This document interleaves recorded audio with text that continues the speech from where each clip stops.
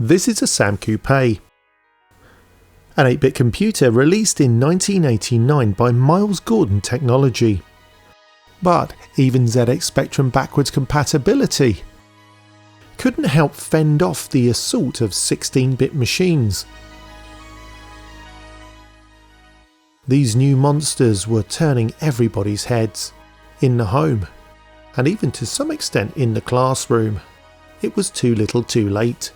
Today, in our ongoing mission to explore the SAM Coupé, we're going to compare the RF output against a modern HDMI solution built around the RGB to HD project.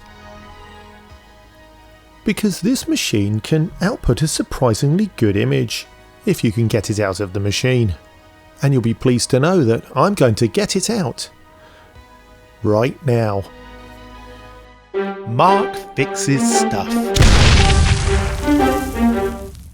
This video is sponsored by PCBWay, and they've been helping Mark Fix's stuff out with projects for a while now. So if you're making or modifying things, especially anything custom, they have a whole host of services that can help you. For your PCBs, 3D printing, or even full assembly, come to PCBWay.com today.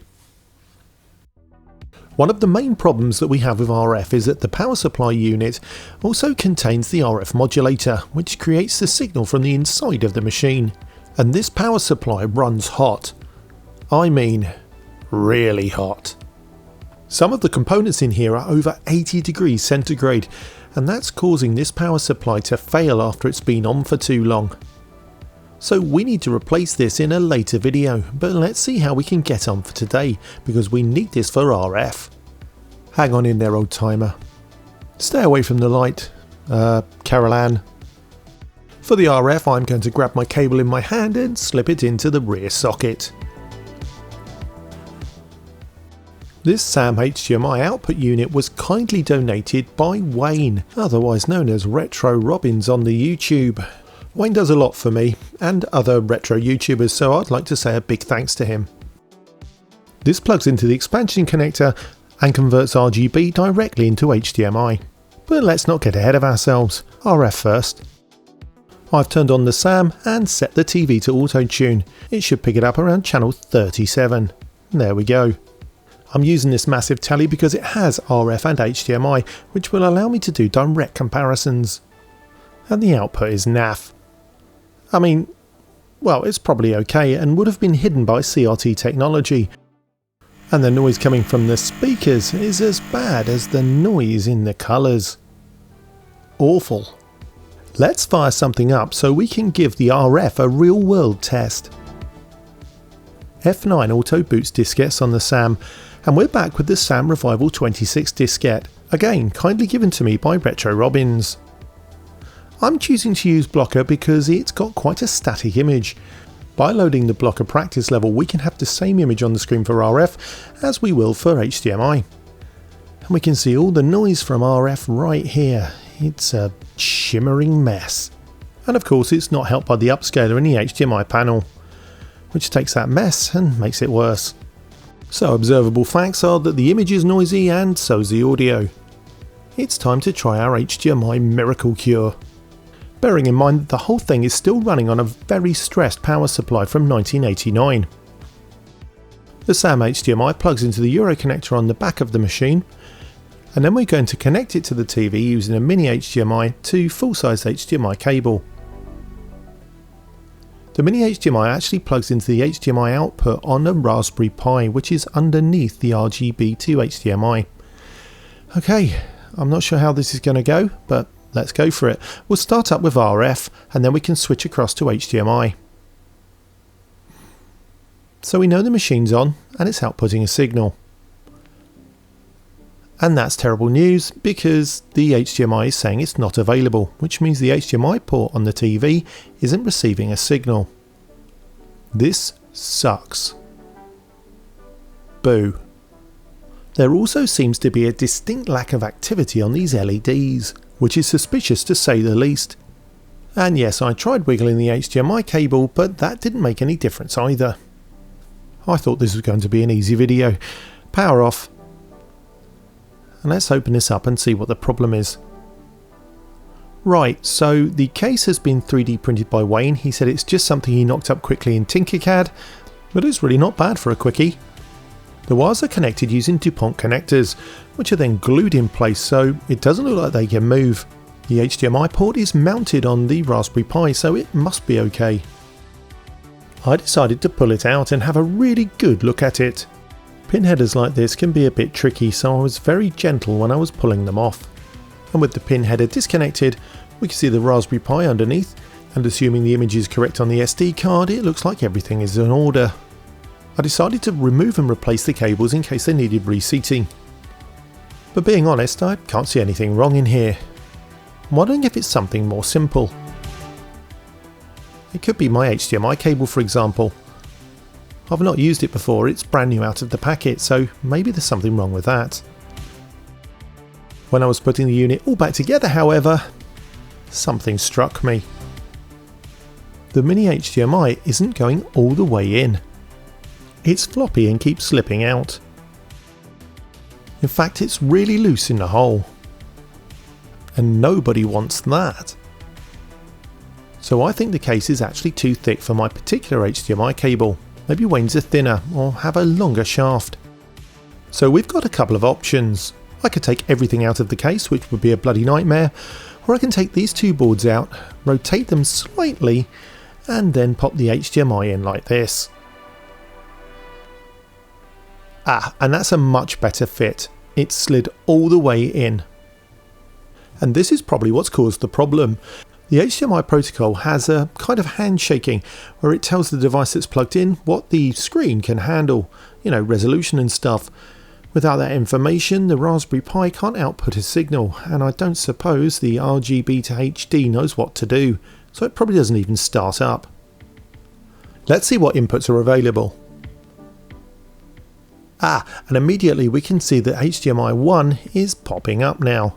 Let's select it. Oh my goodness. That's actually incredible. Oh wow. There's zero noise, zero bleed, and everything's pin sharp. Actually, it feels like it's a bit too sharp. I thought it would be better, but I didn't think it would be this good. Let's load Blocker back up and see what the difference is on that screen. And talking about differences, if you'd like to make a real difference to my channel, please consider becoming a patron. Patrons help me make more content. Check out the link below. Okay, so it's loaded. Let's go back into the practice level. Immediately we can see the stark difference between RF and HDMI. It's so bright and it's so clear. All of the bleeding is gone. And that strange washing effect between areas of high contrast has totally disappeared. I'm so blown away and so gobsmacked by the image quality that I missed one important thing. Everything's stretched. It looks good, but it's 16:9, and I can't play in 16:9 or I'll lose my retro license. But luckily there's a menu. Switch 1 opens it, and switch 2 and 3 go up and down. Let's give it a whirl. I explore down to the Preferences menu. And in Preferences I find Swap Aspect, which seems to do what I want, so that's good enough for me. I then hit Save Configuration to make sure it always starts up in that mode, at least that's the theory. But there's still another fly in the ointment. This output doesn't support sound, but it does feed it out of a jack socket on the back. This is good news because it means I'll be able to take this cable, which I borrowed off a pair of headphones that Big Si bought me, and I'll be able to plug it into my small amp. I'm probably taking a risk doing this without powering the machine off, but hey, probably looks more exciting on camera. And we'll need to make a little bit of space for my small amp. Just going to move my SAM Revival magazines by Quazar, they're excellent. And pop the small amp on the desk. This one's only 12 inches, which is tiny compared to my large one. That driver measures up at 15 inches. I can't use my 15-incher here. Smaller is better. We'll need to move the telly over a bit as well. Fun fact, this is a 3D TV which I've hoarded, since they seem to have stopped making them. Once the amp is connected up, we'll reload the SAM disc because I know the menu has some music. Play it again, Sam.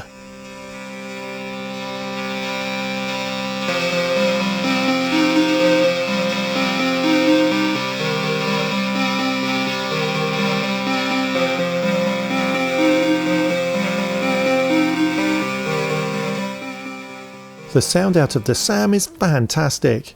In fact, my camera mic doesn't really do it justice. Needing a haircut and a shave, I decided to finally play that amazing arcade conversion of Battlezone. It's really addictive. I'm not very good at it though.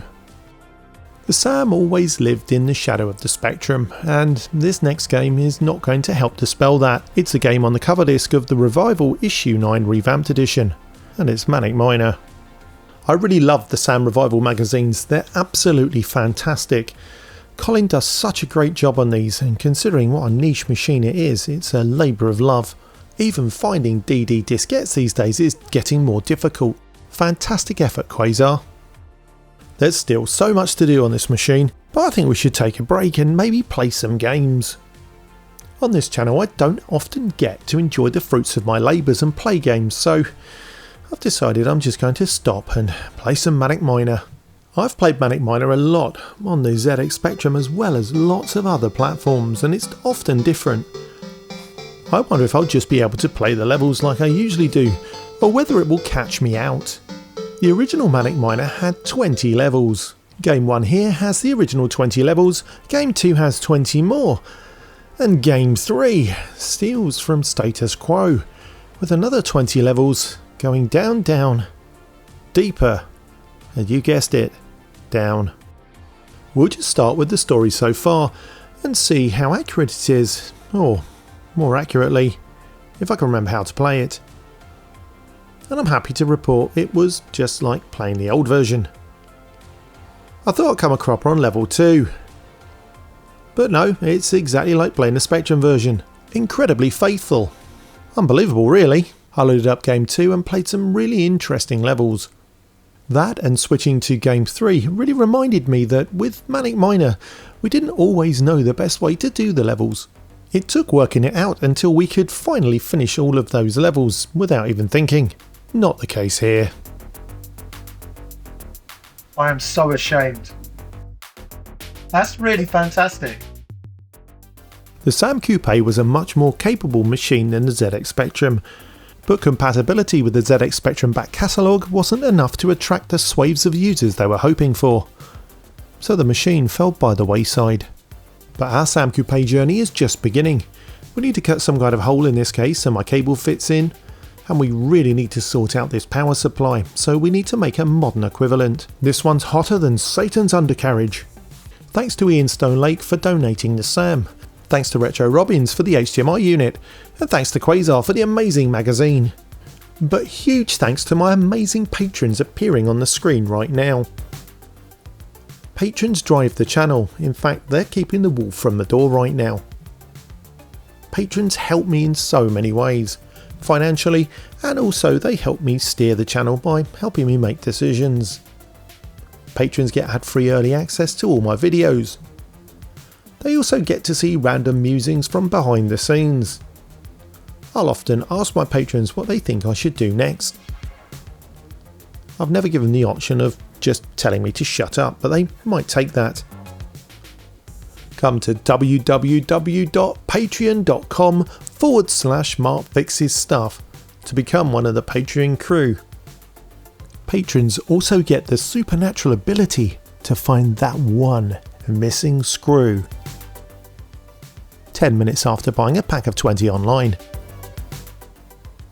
That might be a lie. Seriously though, thank you so much everybody who's stuck with me through thick and thin. I'm so glad to be getting content out to you regularly, and I'm so glad that you choose to be a patron of this channel. Thank you. Well, you've stuck it out this long, you might as well go and watch one of these other videos. Do you know, I haven't put a gummy bear in a video for a long time. Possibly because I ate them. I need to get some more really. Sticky little buggers. Go on then, click a video. Clickety click. Bye.